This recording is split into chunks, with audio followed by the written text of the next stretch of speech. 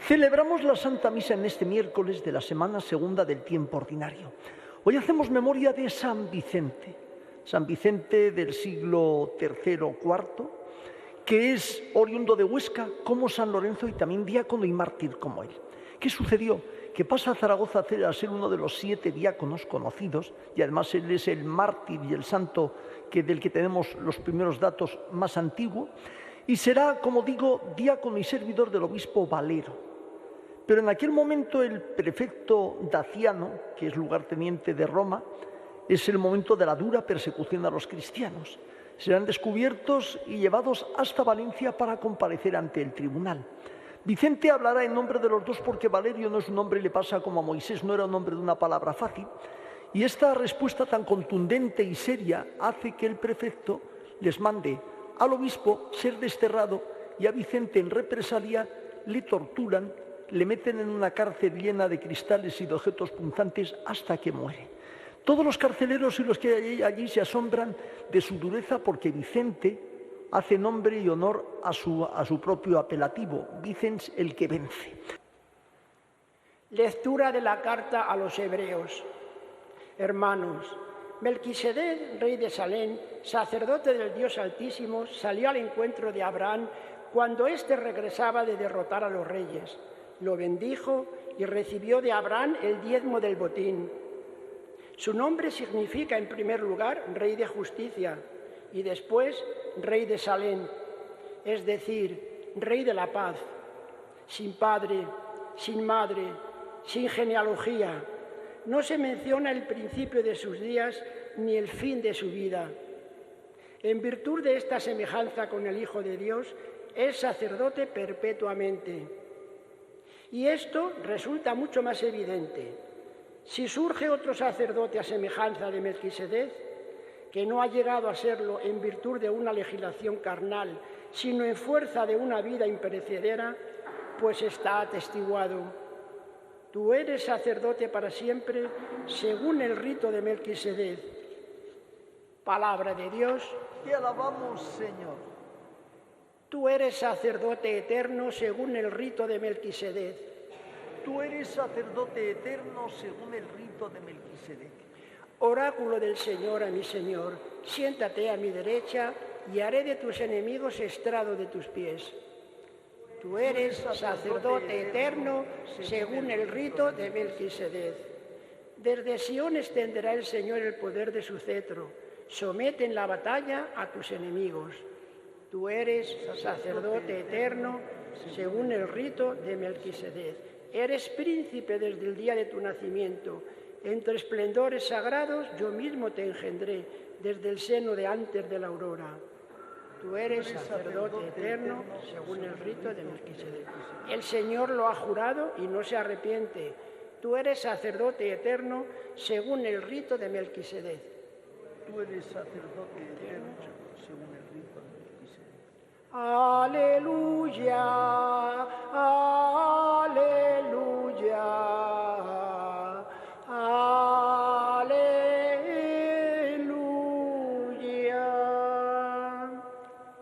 Jesús proclamaba el Evangelio del Reino y curaba toda dolencia del pueblo.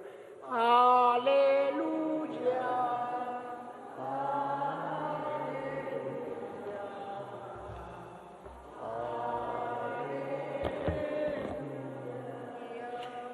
El Señor esté con vosotros. Lectura del Santo Evangelio según San Marcos. En aquel tiempo, Jesús entró otra vez en la sinagoga y había ahí un hombre que tenía una mano paralizada. Lo estaban observando para ver si lo curaba en sábado y acusarle.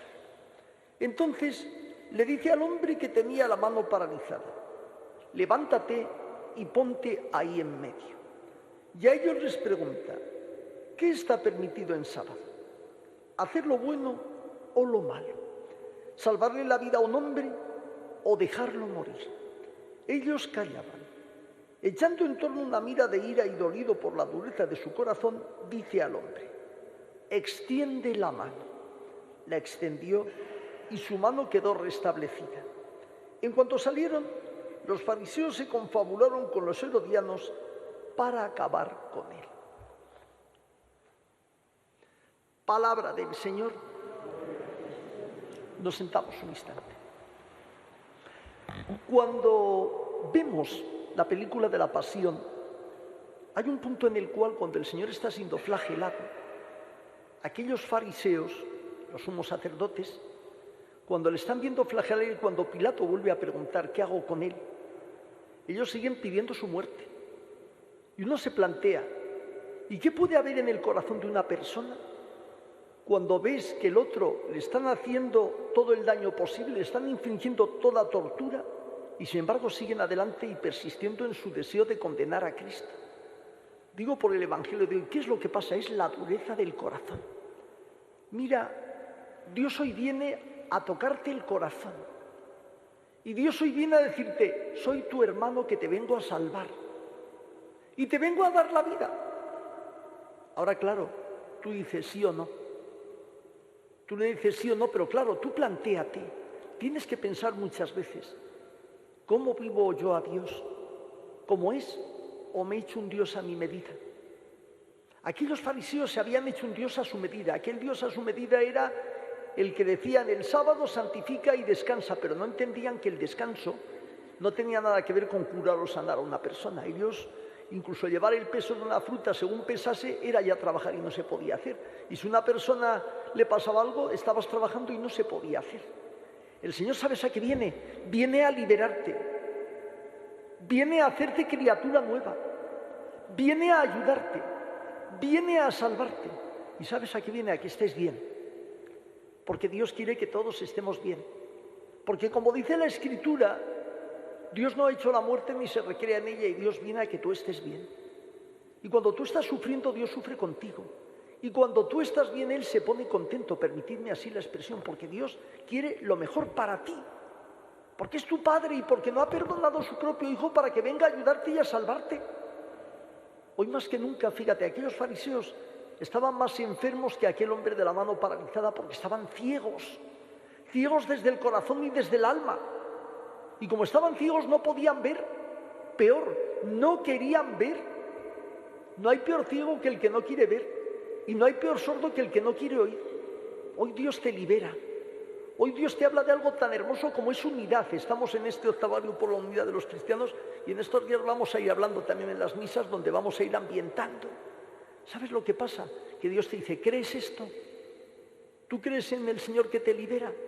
¿Tú crees en el Señor que te ama? ¿Tú crees en el Señor que ha venido a dar la vida por ti para que estés bien?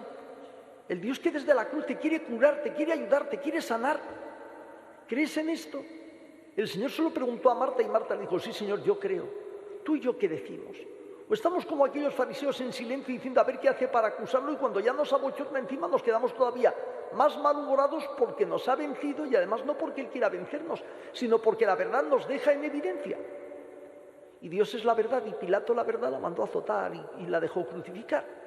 Y aquellos hombres aquella verdad no la entendieron. Hoy Dios viene a nuestras vidas y viene aquí en torno al altar donde vamos a estar siempre unidos en torno a Él. Esa es la mejor unidad. Y tenemos que buscar ante Dios siempre decirle, Señor, que estemos todos unidos y que empecemos por nosotros mismos, en la propia Iglesia, que eliminemos aquellos fallos que nos dividen, porque las divisiones es lo peor. Decía César a sus romanos, divide y vencerás. Y a veces en la división es donde andamos revueltos. Dios te viene a unir, te viene a dar la paz perdida, te viene a dar la alegría perdida.